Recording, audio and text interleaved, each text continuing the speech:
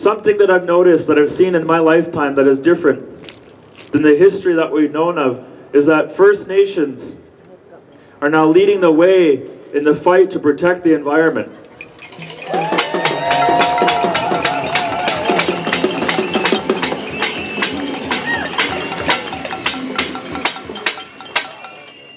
First Nations are starting to present a very real threat to investors and to the government that wants their money.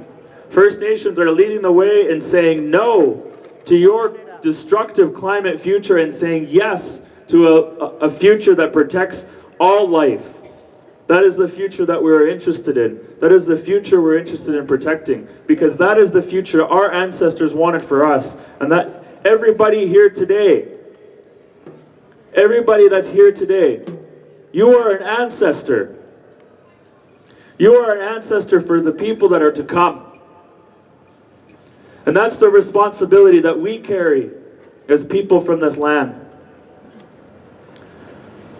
So this territory that we're in, I'm really grateful to have Audrey here today. She comes from what I would call my sequito, my relatives, my family.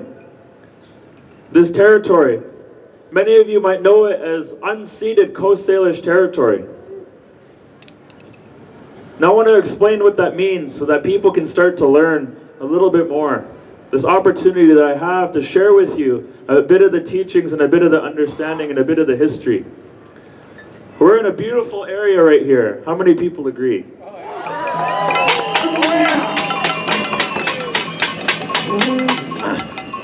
I want you all to think, I want to transport your minds back in time.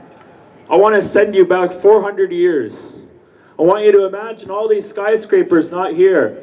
I want you to imagine cedar trees as tall as that building. I want you to imagine grizzly bears and elk and eagles and ravens flying around here. I want you to imagine people traveling by canoe into these waters. My ancestors' blood, sweat, and tears is in the earth of this land. And the ancestors of my people, the ancestors of the Tsleil-Waututh people, and the ancestors of the Khomatskwe people. 400 years ago, just a little bit of time, this territory had indigenous people who have been living here for thousands of years. People who have been enacting our own law and jurisdiction on our land, who had protected it to the best of our abilities. These indigenous people that lived here lived in numerous communities.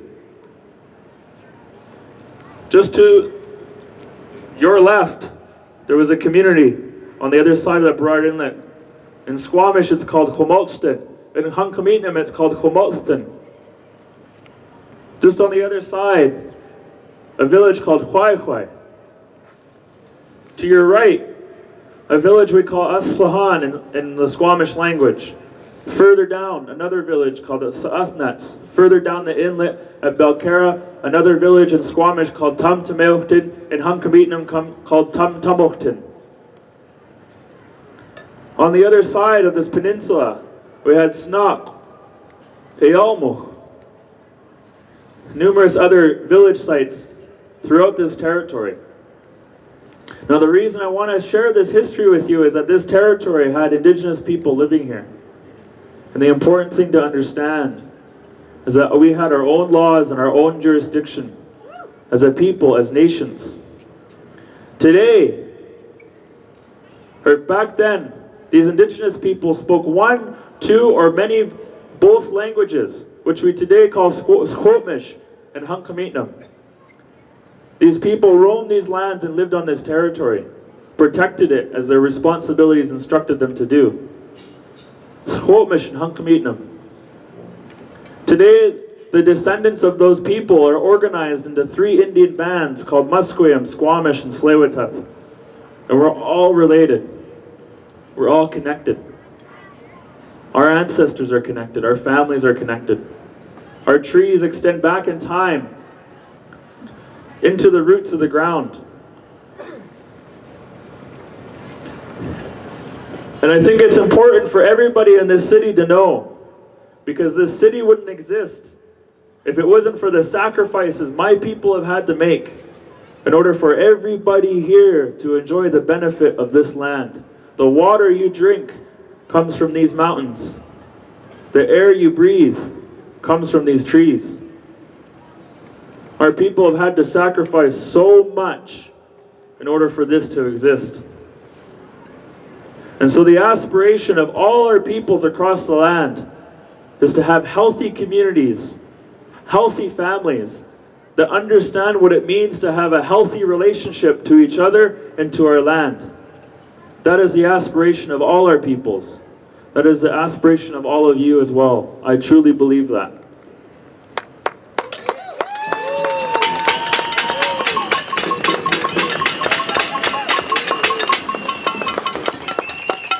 And so I'm very grateful to be here. And I'm very grateful to stand with each and every one of you. And I'm very grateful to tonight take to the streets, send a message, and say to Christy Clark, hell no! Hell no! Hell no! Hell no! Hell no! Hell no!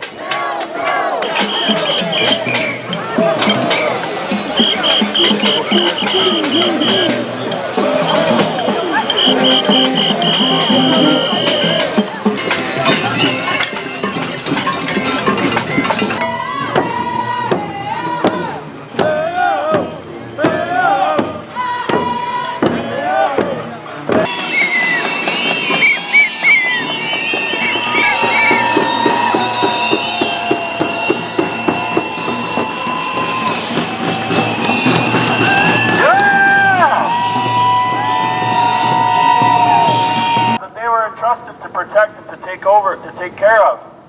They are standing up despite this government that does not know what it means to respect our rights and our title.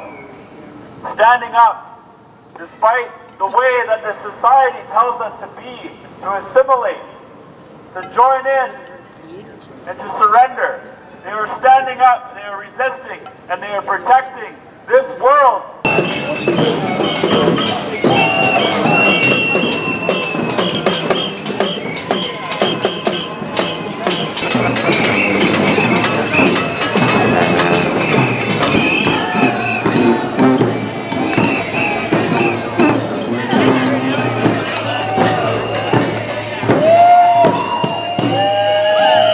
Yeah.